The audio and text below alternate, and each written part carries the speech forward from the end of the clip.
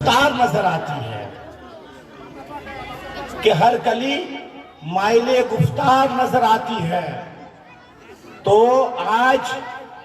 ये नंदीगंज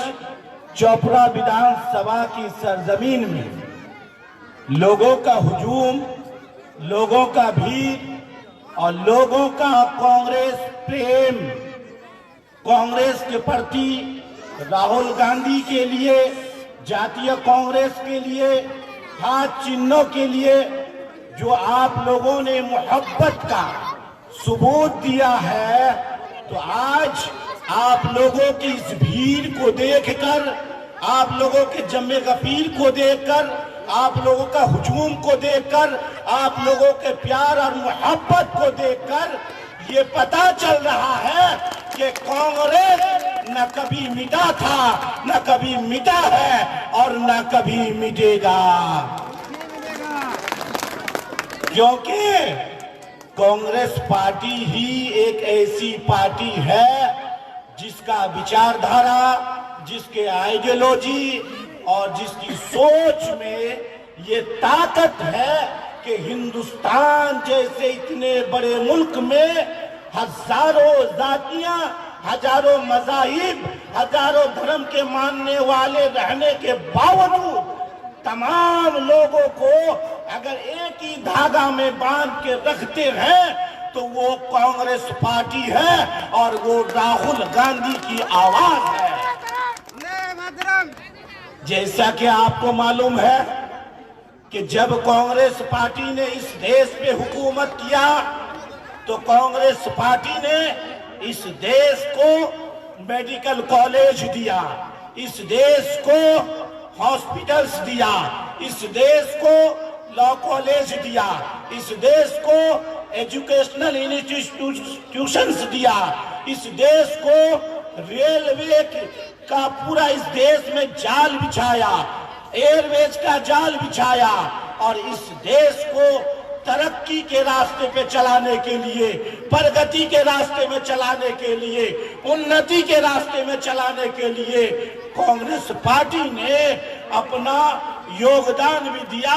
और बलिदान भी दिया। जब जब इस देश को बलिदान देने की जरूरत पड़ी तो इंदिरा गांधी ने बलिदान दिया, राजीव गांधी ने बलिदान दिया, महात्मा गांधी ने बलिदान दिया। आपको कभी पता चला कि नरेंद्र मोदी या अमित शाह या ममता बनर्जी के किसी परिवार के सदस्य ने इस देश की आजमत को बचाने के लिए, इस देश की शान और शौकत को बचाने के लिए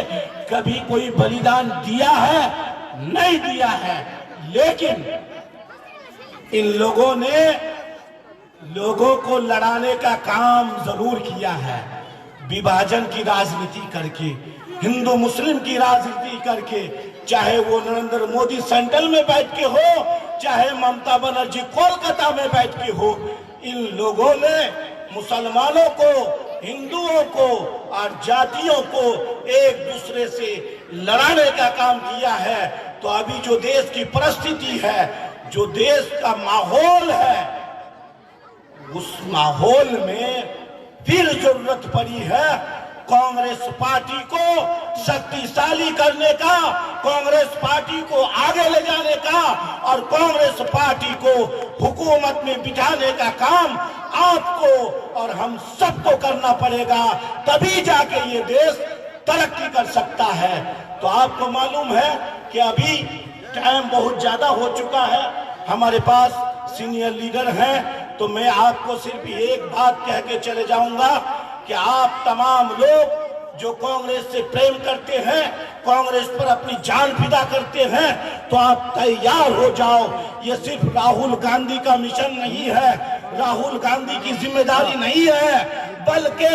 हम तमाम हिंदुस्तान और भारतवासी की जिम्मेदारी है